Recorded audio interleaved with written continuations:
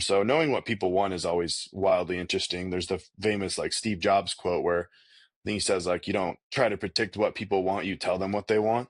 And that's how they were able to sell iPhones is you didn't need a touch screen. Like, why do we need to touch the screen? What was wrong with buttons? You're trying to bring people on like as an employee, and then you work with the trainer to set their own goals. So what does that actually mean? Sad to me that these people are putting in more hours than a lot of us put into our jobs and charging $100 an hour, but they make, 22.75 or something like that. And it's just like, damn. Hello and welcome to Gym World Worldwide. I am your host, John Franklin, joined with me, as always, my co-host and co-founder, Mateo Lopez. Back home in Florida, feels good to know that you're close. Thank you for icing me yesterday. It's been a while since I've had a Smirnoff Ice. Really refreshing thing to have. Dear listener, yesterday was John's birthday, so everyone should be wishing him a belated happy birthday.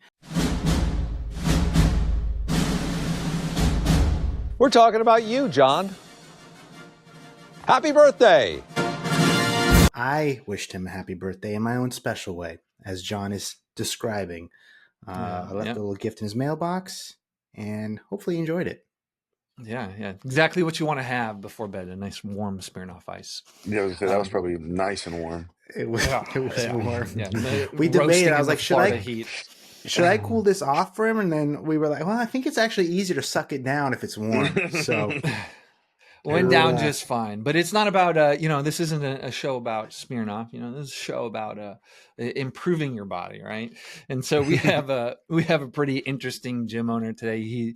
He's managed to build his own little fantasy factory, and I want to hear how he did it. It's got a great looking gym and a cool story. So we want to welcome to the show Zach Peterson of Empire Fitness, amongst other things. How you doing, man?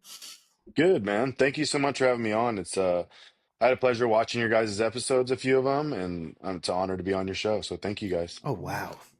So it sounds like Empire grew out of Tattooed and Successful. Like that was the first brand, right? That was like the first big entrepreneurial endeavor you did. So maybe we talk about that first before we get into the gym. Yeah, the first entrepreneurial thing I did was actually start an investment company quite a while ago and tried to do spec homes and flip houses and stuff like that. That kind of bounded into working for some different marketing agencies and different stuff like that. And then eventually started my clothing company, and then the gym from that. The clothing company, we just had kind of grown from, being in a couple totes to a bonus room in a house to we ended up renting a house with an RV bay and a 3-car garage and ran the business out of there for about a year and a half, and then moved into this building. The building that we're in now is just over like 5,200 square feet. So not a massive building, medium-sized warehouse, but it allows us to remain maneuverable if we want to ever do any change or do anything like that. We host quite a few events at the spot too, which has been cool at the gym. So we'll have tattoo flash events at the tattoo studio with the warehouse sale. So we'll open up the garage door in the back, sell right out of the warehouse, have food trucks, have a DJ, and then we'll have the gym open next door, open gym all day, vendors outside, lifting competitions, car show in the front, all the shit going on. So you're in like a suburb of Boise, right? Yeah, we're in Meridian, just off the Meridian Road exit. Okay. Is that not considered? That's like a different place. So I've been to Boise. They're touching each other. They're touching each other. So it's the same. One runs to the other. You kind of jump through the story and we appreciate moving fast, but like it sounded like it started with like buying one run of t-shirts. And I've never run an apparel business, but from people I've spoken with who have, they said it's incredibly difficult. It is incredibly difficult. It keeps getting harder, it seems like. It's an interesting time for you, I would imagine. The grind, like to get it off the ground and get people buying it, the market, like you got to be good at marketing. So what did you do to, get to the point where you're building out 5,200 square foot warehouses? Like how'd you get people to buy your stuff? Yeah, I think the biggest thing I did initially was just like absolute relentless guerrilla marketing. So I would send, 200-300 messages a day, try to talk to as many people as in person as I possibly could. I gave away those, 10-cent cards you could get printed on Vistaprint that were like the cheapest ones you could possibly get. I'd give away, 500 of 1,000 of those every month. It was just kind of like really organic, original marketing. It was before paid ads were so big. It was before influencers were so big. And so it was really the only way to get it off the ground was just talking to as many people as possible. So it was an apparel company about tattoos, but you didn't do tattoos yet. Me personally? Like you have a tattoo parlor now, right? You have a space where people come in. Yeah. And the brand, I imagine, was about tattoo lifestyle. Correct. But yeah, no tattoos yet. Yeah, no, we didn't have a tattoo studio or anything like that. That just kind of came out of getting this space. Originally, the space that the artists are all in here was going to be just our photography studio. We were going to set it up as a studio that we could rent out to people to help produce content as much as possible. Kind of keep that whole flow of content creation going, hoping it would help build our brand, etc. And then we started hosting events with tattoo artists coming in, doing flash art, etc. And it just made more sense for them not to leave. So we kind of opened up that studio, got rid of some of the photography elements that we had within there, added a glass garage door for some natural light, put some mirrors in, got some logos put up, some LEDs, and turned it into a real studio. And when you're saying you're like doing guerrilla marketing and DMing people, like are these randoms or just people who followed your page, or like who are you actually talking to? Yeah, it was random because it was before like, AI searching within Meta or any of this type of shit that's all available now. You couldn't search like influencers with tattoos. You had to genuinely find people. And so I would just go on the explore page and just find anybody I possibly could. And I never tried to sell them anything. I just wanted them to take a look at the brand. So I would ask people like, hey, if you got a second, head to the website. Let me know what you think. All I'm looking for is some feedback. Like, thank you. Have a great day. And so I think by, actually asking for people's advice, asking for their input, it kind of created a relationship that I wasn't necessarily aware of what I was doing. I was genuinely just trying to get some feedback. So I figured feedback would lead to good changes that would lead to sales, right? So it's like, you look like you like tattoos. You have a Right. tattoo. Check out Yeah. my tattoo thing if you Yeah. want. No pressure. Yeah. Yeah. So no, I'd be like, yeah, hey man, what's up? Your page looks great. I love what you're doing with whatever X, Y, and Z. I love what you're doing with your Gym World podcast. It looks super cool. I've listened to a few episodes. If you have a second, please check out my brand. I just started it. We're trying to change the culture. We're trying to create a community. Offer me an advice. Let me know some pieces you might like. Thanks so much for your time. And what kind of response rate were you getting? I don't remember a percentage, but it was a lot more than it was when I originally tried to just send people items and be like, hey, check this out. Or like send people and be like, you need this shirt, or anything that was more sales motivated. It worked more for me to start building these relationships.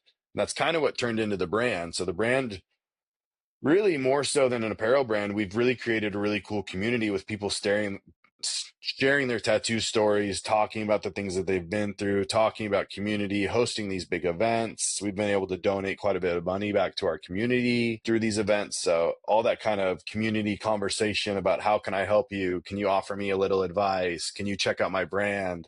Built into what we are now. It makes sense. You got the tattoo brand, you got the tattoo studio.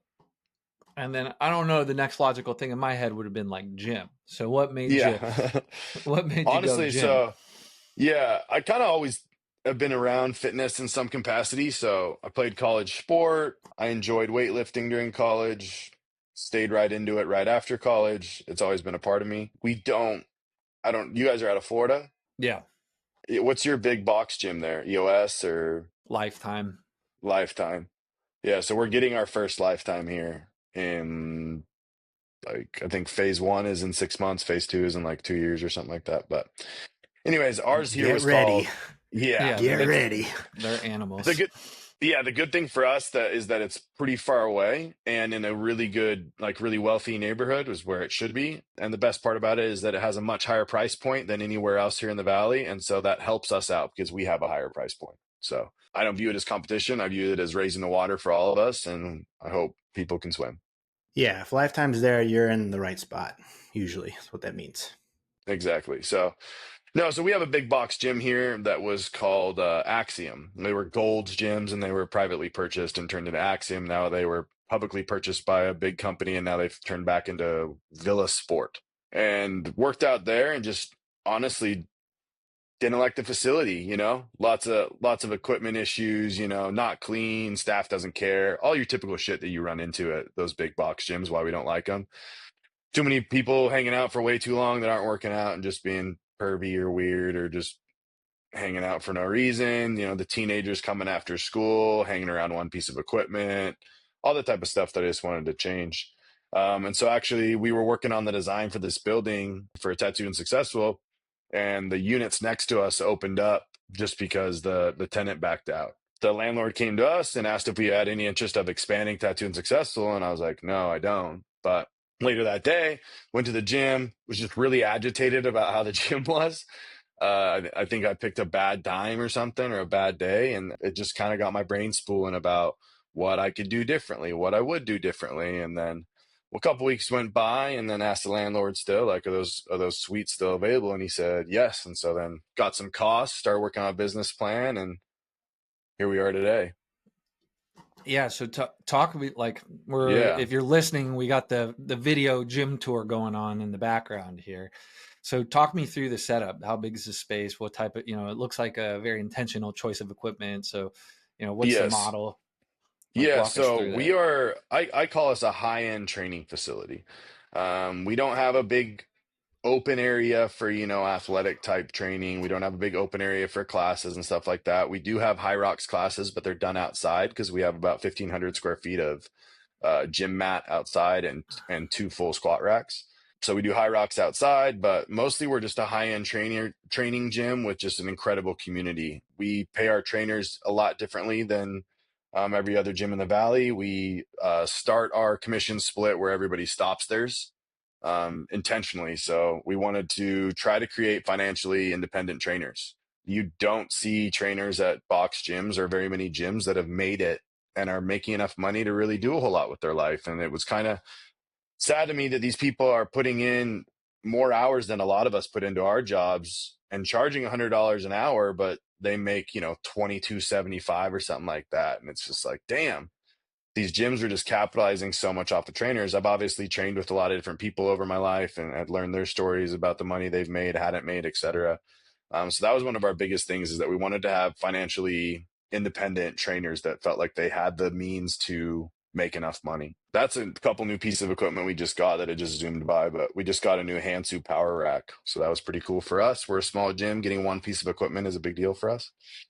So getting a new power rack was pretty cool for us. But yeah, we just wanted to build a community kind of like we did with Tattoo and Success. So we brought that kind of model of that culture over. So our front desk is very personable. It's different. They care. They know the members' names. We take their picture not because we need it for a database thing, but because we want them to feel a part of ownership so that they can get to learn these people's names and get to learn what they like, etc. A lot of our front desk staff knows what drink, what member is going to want when they come in, all that type of stuff. So all those little things really matter in the big scheme of things for the community we wanted to build. So the gym's 5,200 square feet, or the entire building's 5,200? The gym is about 51, just because some square footage issues, but yeah. So it's not massive by any means, but it's great. Yeah, it's like a little smaller than the typical big box, or not big box, but primary access gyms we talk to. What is it? What do you cap out at membership wise in a space like that? Our cap is 400. 400, and that that makes it. Is that is it busy when you're rocking near 400? Yeah, so we haven't hit our cap yet where we want to be, but I think when we get there, it'll be fine. Where we're at right now is very manageable, and we're about 80% of the way there. So these are the different memberships you offer, and then how do you do personal training? Because you personal training is all, how you selling that? All personal training is sold through the individual trainer. They all have their own individual pricing and their own individual commission rate based off of their sales. So we let them determine their rates.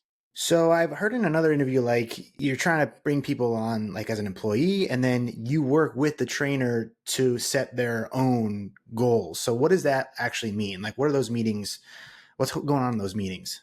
Yeah, so we have an amazing GM and amazing head trainer. what they do with the trainers when they sit them down is they go through kind of what they want to be from like a financial independent standpoint. Like what's the paycheck goal? What does that break down to from a session? What does that break down to then for your commission? What does that break down to a weekly, to a daily, to a et cetera? So they can get really simple from okay, if every day I do 2.7 sessions, so we'll say, 3, I will get to my end goal versus just staring at that end car or rent or bill or whatever they need to do. We really do a good job of, first couple days is headshots.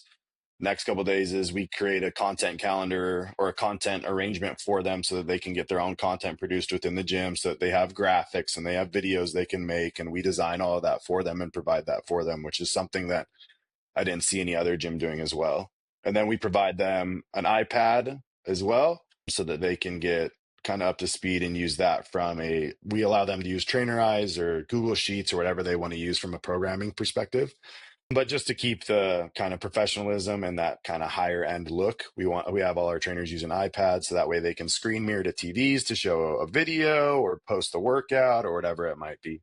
So you're saying you have like a mini marketing team that they helps them cultivate their own brand so they can sell themselves more effectively in the gym? Yeah, we design graphics for them. We design we have a social content day once a month where we factor in all the video or photo that they would want for the next month. We produce that all for them and then deliver it to them in a Google Drive so that they all have their content that they need for that month.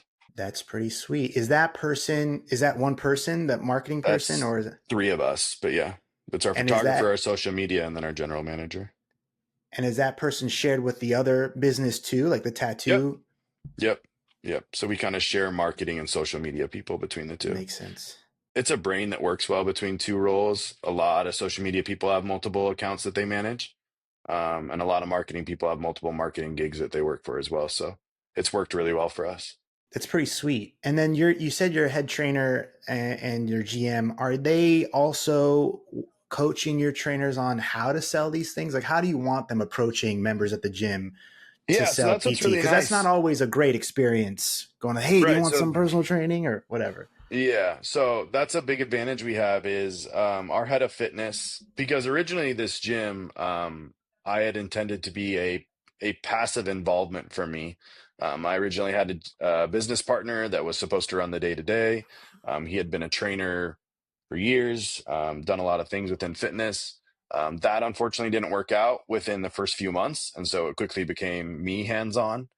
But thankfully, we have the guy that we promoted to head of fitness, Austin Rogers. I think he's been. I mean, he was obsessed with training. He said all through high school, but right out of college, he went to work within training. So he's worked at Orange Theory, EOS, Lifetime Fitness, from Arizona to Wisconsin to Utah, Idaho.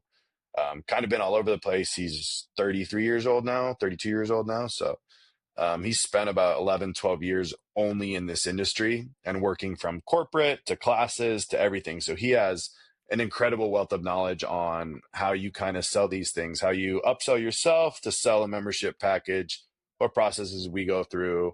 If they decline this, what do we offer them instead? Creating that sense of urgency within those calls or those consults as well. And he's done an incredible job of educating them. And then from the front desk, we have a great front desk manager that we do a lot of sales initiatives with our front desk. We have weekly, monthly meetings with them, sales charts, try to make it fun for them. There's rewards, there's contests always on the line. So we try to create like a fun sales environment for them as well. I noticed on the site you got High Rocks. You're Mhm. promoting it. How's that working out for you guys? I know a lot of like the High Rocks affiliate scene is blowing up. We haven't talked to a lot of people who are actually like running it. It's crazy. Yeah, it's crazy. So it's massively popular in the Valley all of a sudden. Obviously, when we built this gym, we're 2.5 years in. So still in its infancy, but we did not know about High Rocks when we built this gym, and we did not design this space for classes. So we have made it work in a way, I guess, through the winter here because we can't be outside and working out much in the winter. So we've made it work within the gym. We do them pretty early, and they've worked out well for us. thankfully the weather has changed. Springtime, so High Rocks is moving outside. So we have that carpet that you see there. Yep. We'll put that outside, and they push the sled on that. It's a lot easier and better to maintain than turf, and the sled side's the same, and it's what they use for the competitions. So it And made so more is that sense for bringing us. members into the gym? Sorry, I didn't Yeah. I cut you No, off you're there. good. Yeah. It's brought quite a few members in the gym. We've been only running 2 classes a week. We just added the Wednesday class starting this next week. But yeah, it's added, some people to the gym, and it's also offered another way for a lot of the people in our gym to train. Something new, something different is always exciting in the gym world, whether it's a piece of equipment, a way to train, people bringing back Arnold's ways and acting like they're new, and we reuse stuff, and when it sticks, it sticks. We get all really excited about it. So right now that's High Rocks. It's been cool to see what it's done. So it's offered some new memberships for us, and it's also offered some pretty cool new features for people that were already here. And what's your feeling on High Rocks? Like, you think they're just getting started, or is this I kind of think I mean, to me, it's a little. I think it's just really well marketed. I think it's pretty basic group training. I don't think it's incredibly overly complicated. But I think the thing that they do the best job of is simplifying it, right? We don't want to think when we go to the gym. CrossFit is even a little confusing because of the percentages and all the stuff that needs to go into it and building through a kind of a workout and stuff like that. So I think just because it's so simple and it allows people to really get an understanding of what they're going into that day, and it's usually done in 30 to 45 minutes. So I think it's simply following that model that's gotten really popular from Orange Theory, F45, Fit Body Boot Camp, all those types of places, with that 45 minutes to an hour, allowing people to show up and not think, has gotten really, really popular. Yeah, we Mateo and I came up during the CrossFit boom. I opened my first gym end of 2012, and that was like around kind of similar to what High Rocks is doing now. It was that moment when CrossFit went from like 3,000 affiliates to like 10,000 over 2 or 3 years. And Yeah. the thing I like about High Rocks is it's easier to get people involved, where when you get a bunch of new CrossFit members all at once, it's kind of difficult to get them all trained and assimilated to class, where this is Hmm. similar training every day. So it seems like it's an easier lift, It's way especially. easier to work new people into it. It's way easier to modify it for people that aren't at the same fitness level. It's just, you're not unracking a barbell and changing the height on a squat rack when you guys are working on back squat.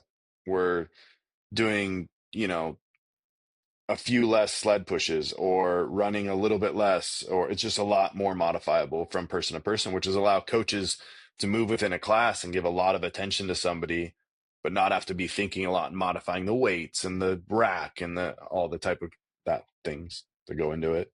So we're talking a little bit about bringing in new people. How do you guys right now market the gym? What offers are you running? How do you get people through the door? And are there any lessons you learned during the apparel side and the tattoo side that you've been able to bring in over to the gym side? Yeah, well, we're always learning. That part never gets old. I think owning a gym is wildly interesting, trying to predict human behavior. Human behavior when it's in apparel is even worse. We've put out so much stuff that we weren't that proud of and sells out, and stuff that we're really excited about and it doesn't sell at all. So the same stuff happens within a gym, within marketing. You'll be really excited about a promo that we launch or something like that, and it flops. And then we'll make a small change on something, or offer a small discount on something, and it booms. So knowing what people want is always wildly interesting. There's the famous like Steve Jobs quote where I think he says like, you don't try to predict what people want, you tell them what they want. And that's how they were able to sell iPhones, is you didn't need a touch screen. Like, why do we need to touch the screen? What was wrong with buttons? It's perfectly effective. But we told people that you needed a touch screen, even though it didn't work very well until like the 10, basically. But that was the phone. That's what we needed. That's what we were supposed to use. So we're trying to do a better job of showing people the gym and providing enough pricing opportunities with enough different features that allow everybody to be a part of the gym. That's been our new goal for this year. We also just rebranded. The website you saw launched 2 days ago with the new logo set, new colors added in, new video that was playing on that background. So we've tried to keep our branding as fresh as possible as well. But from a promo perspective, we always have a promo that we run every month. We don't do massive ones that devalue the gym. We just want to do little things that hopefully invite a conversation or invite somebody in just to try it. We always have deals on drinks on Thursdays. We do a Thirsty Thursday. We do a social event usually once every 2 months, which is exactly what it sounds like. We get a couple vendors in, some healthy snacks, a DJ, a couple other things, invite in members that have never been in. It's free day passes that day. And you end up having just a lot of people in the gym having a lot of conversations about life, the gym, etc. And those have worked really well for us. Again, it's going back to that keeping to create the community and keeping up as many offerings as we can to keep as many people included in the gym.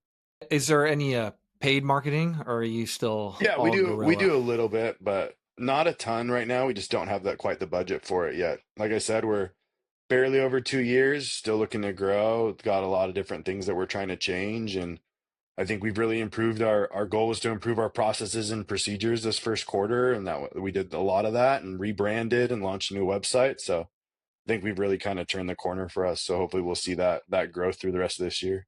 Speaking of processes, I heard in another interview, you kind of have a interesting ethos and approach to managing staff.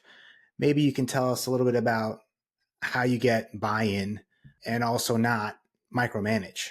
Yeah. Well, we have a pretty lax culture. We care a lot about our employees. Like I think we try to show them that right away with, making sure they got all the swag they need, making sure they get their headshots, making sure they get their socials done, making sure all that kind of stuff happens so that we make sure that their cup is completely full when they come to work for us and they're getting going on stuff. They're all good to go. But we really just tried to create a culture with that main first title that was on the screen on the new website, the we over me. Trying to put we ahead of me always leaves you in a place of gratitude, allows you to be much more effective to those around you. So that's been something we've really tried to push, and then we really care. So we did a good job of getting the right people in the right positions that truly care about the people that they manage, and they take the time out of their day to make sure that they're doing well. And for a lot of us that have worked a lot of jobs, that didn't happen very often. It only happened if we showed enough on the outside that was affecting our work, and then they would check in on us. But that was probably only because it was affecting work if you had that happen, right? We want to know before it happens. We want to be a part of people's lives. We want their kids to come to the gym. We want all those things to happen. So it's the we over me, and then it's just pushing through to them that we're here for them, we care about them, and we want them to feel like this is their gym just as much as it is ours. Hey, gym owners, are you looking for a way to generate more leads, close more sales, and increase client retention? Introducing Kilo. We are a software company that gives gym owners the tools they need to increase revenue and run a successful gym. With Kilo, you get a beautifully designed website to capture more leads, an integrated marketing automation platform to increase sales, and our gym management software so you can add new client memberships, process payments, and organize your class schedule. If you're ready to upgrade your gym management software, book a call at usekilo.com. And are you viewing this as like a side project? Is this like a passion thing? The gym? Yeah. No, definitely not. No, our goal is to open a bigger gym within the next year and a half.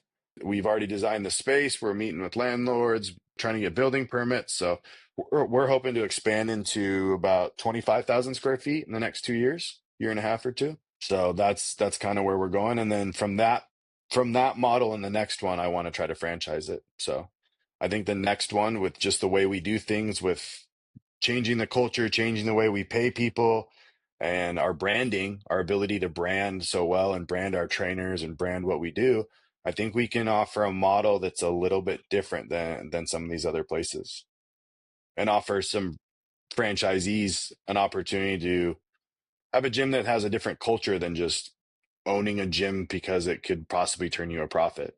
Do they have a base? Is there a base pay or is it all commissions for the Trainers is all trainers? commissions. Yep. Okay, gotcha. Except management. Like, so our head Right. trainer has a base, but And the yep. front desk, I'm assuming, has a hourly or. Yep, front desk. So we went around, found out all the pay of all the gyms, and then for their front desk and raised that 30%. And that's why we have a little bit of a different front desk staff.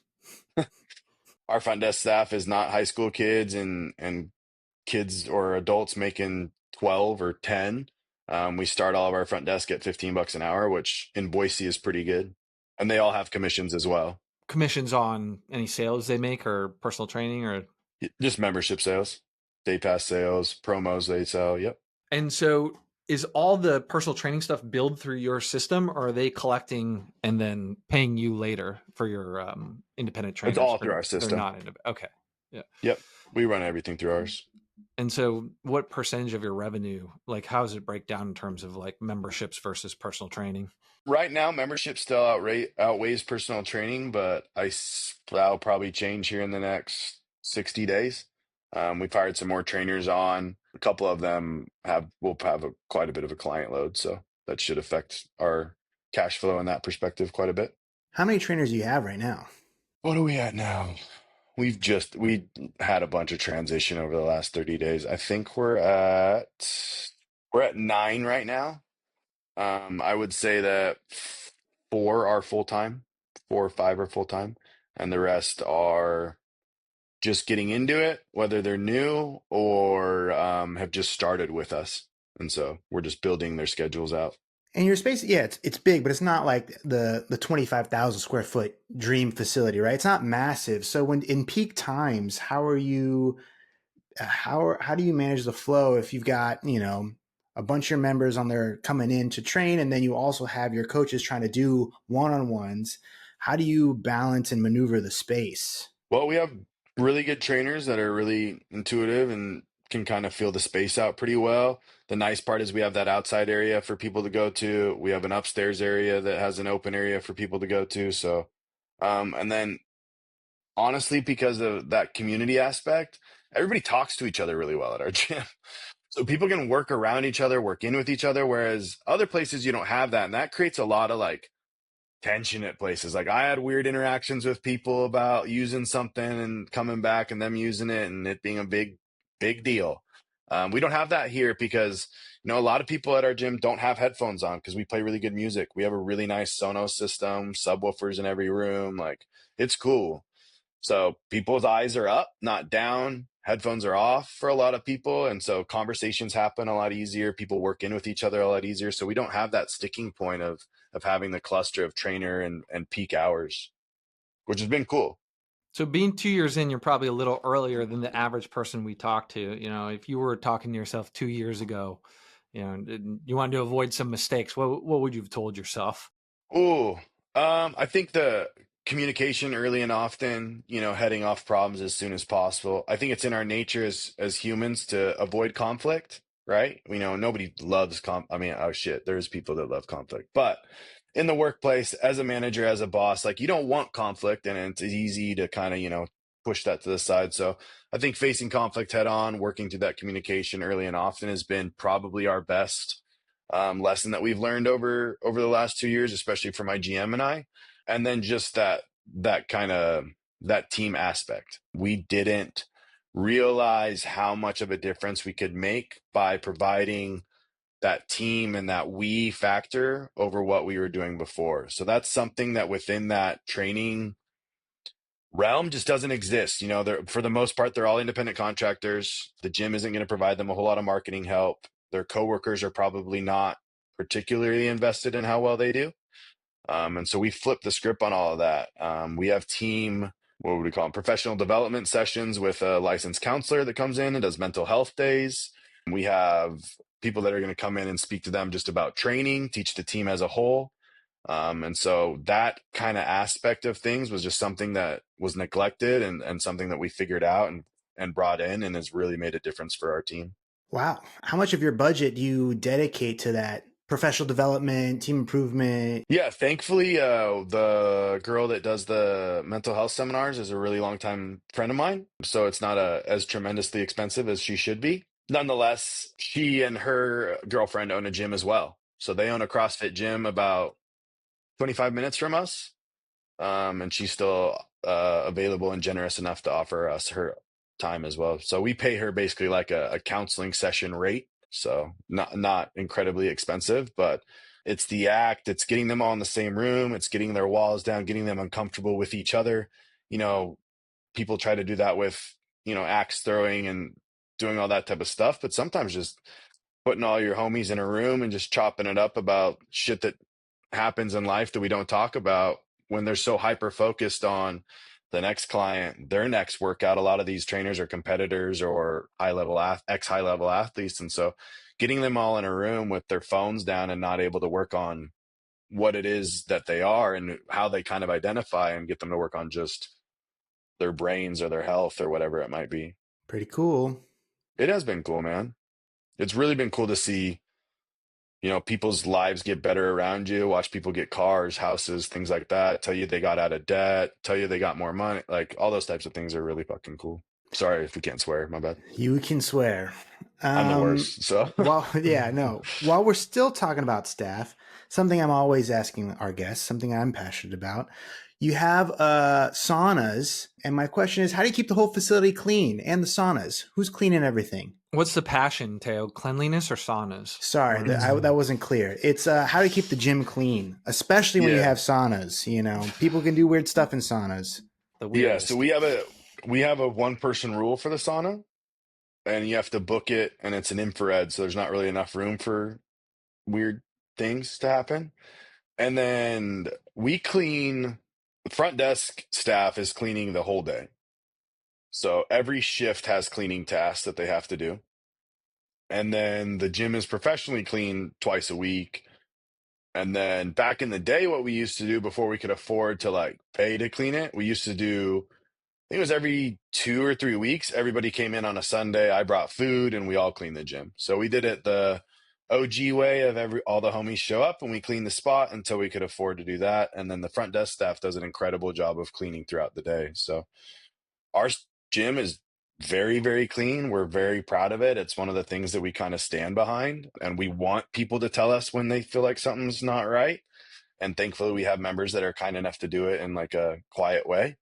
And we don't have any, weird posts of people, like, oh, I found this dust bunny. Like they say they're clean and leave a review type of thing like that. So because we have that community and the we over me and the front desk is always on the floor cleaning, that people see that and they're like, oh, hey, I found this. Like, would you help? And then because you see staff cleaning so much, because you see front desk cleaning so much, our members clean a lot. They clean up after themselves. We have towels and spray bottles in 4 different places in the gym. Branded towels, branded spray bottles.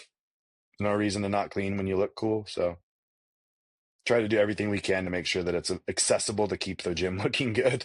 And are you guys profitable now? Or are you still in a growth stage where you're plowing everything back into the business? No, we're profitable now. So we've been able to add a couple of new pieces of equipment over we got 1 new piece of equipment each month this year. So, and then we were able to buy we had a nice little profitability period last year, and we swapped out all of our cardio for some new cardio equipment that we felt was better so we swapped we had Nordic treadmills, tried to be techie and do their iFit and do all that stuff. It didn't work out for us. So we swapped all those out and got the brand new Matrix treadmills and brand new Matrix stair climbers. So we've been profitable. We've been not profitable, but we're profitable right now and doing a lot better than we have been.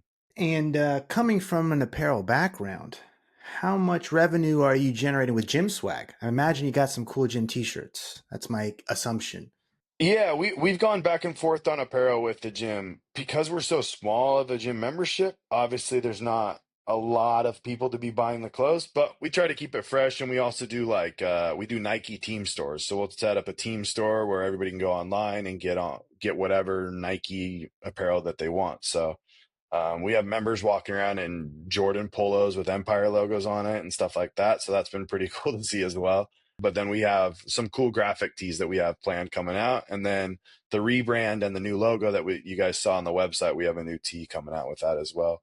And it's been nice. It's been probably the easiest part of the business is producing apparel for the gym because we just run it through our Tattoo and Successful and then back into the gym.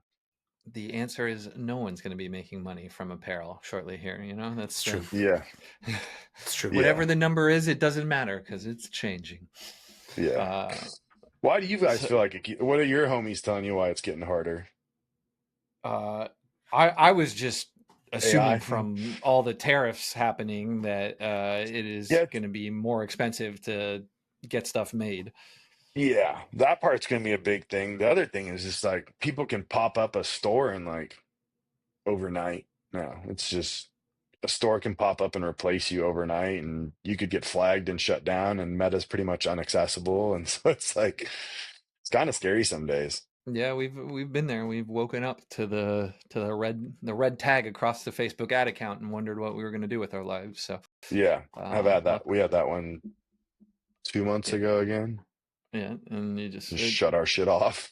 with They're like, due tattoos, to, is tattoos like a yeah? Is it harder to run ads? You know, you get uh, flagged more. well, we produced a bra and underwear set last year, and it did really well. We did 3 colorways, and on the third colorway, we got shut down. Yeah, you just Yeah.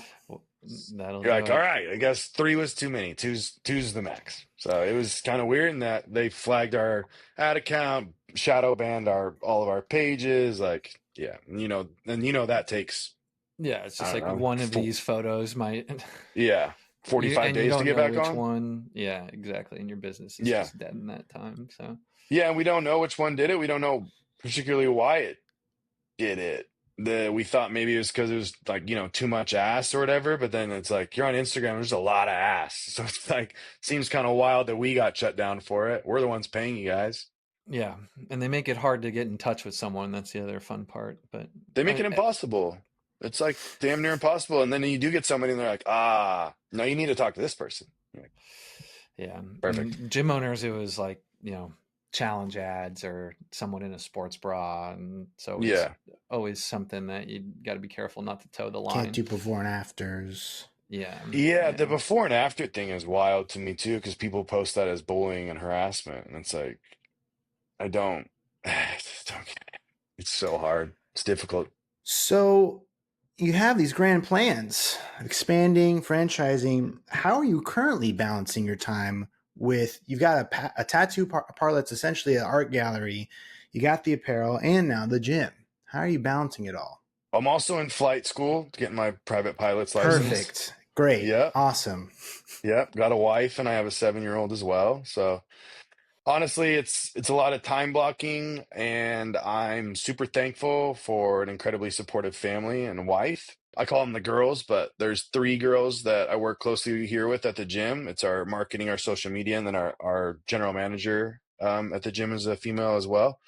And so those 3 I work probably the closest with, and they're 3 of the most supportive people I've ever had in my life. They're always down to stay after and work harder. They do an incredible job, and they're extremely uplifting people. And because of them, I'm allowed to time block, go flying, take care of what I need to, and they always there to help me up, support me, do all those types of things. So honestly, it's just because we have a really good team, and that team understands the principles that we've put in, the we over me, team aspect, and all those types of things. And honestly, it's just finally feeling like we have the good people in the right places and that working for us. As simple as that sounds. So this is rad, and we definitely want to do a follow up once you get into the 25,000 square foot facility. Definitely need to then. For people who are interested in following along in your journey, where are you sending them?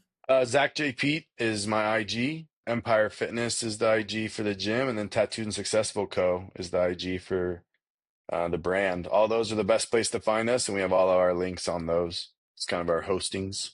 We've been, if you're listening rather than watching, we've been playing a bunch of stuff from the Instagram on here. It's a really, really good gym Instagram. So if you want to take inspiration on what a solid one looks like, go head over there. Definitely worth a follow. One of the better ones I've seen scrolling through the show. So yeah, I think our rebrand looks really good.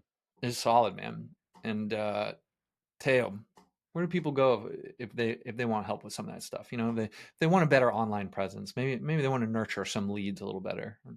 Yeah, you can go to usekilo.com. We also have been putting a lot of work into our website to make it easier for you to find the tools that you need. Yeah, so if you need a new website, help with your marketing automation, help with your gym management software, go ahead to usekilo.com, check it out. And you can give us a call right through the website. There's a promo right now, right, Teo? What is it? There is also a promo. There's also a promo. We also do promos sometimes. Slight and plug. it is 80% off for 2 months is what it says. So check that out. Definitely take advantage of that. And We just did all our Yeah. product pages. The product pages are looking crispy, Yeah. so go Yeah. go check And out the brand new product pages. lots of new feature releases too. I'm happy to report. Lots of cool features coming down the pipe, releasing a bunch this week. By the time you listen to this, they will already be out. So there you go. But yeah, give us a little look-see. Yeah, We're go here to ahead help. and we can help you look a little better on the internets. We'll take the stuff we learned from this episode. We'll put in a newsletter to help you out as always. And if you got value out of this, be sure to subscribe and pass it on to a gym owner in need. Until next Friday, Gym World, we absolutely love you. Thank you.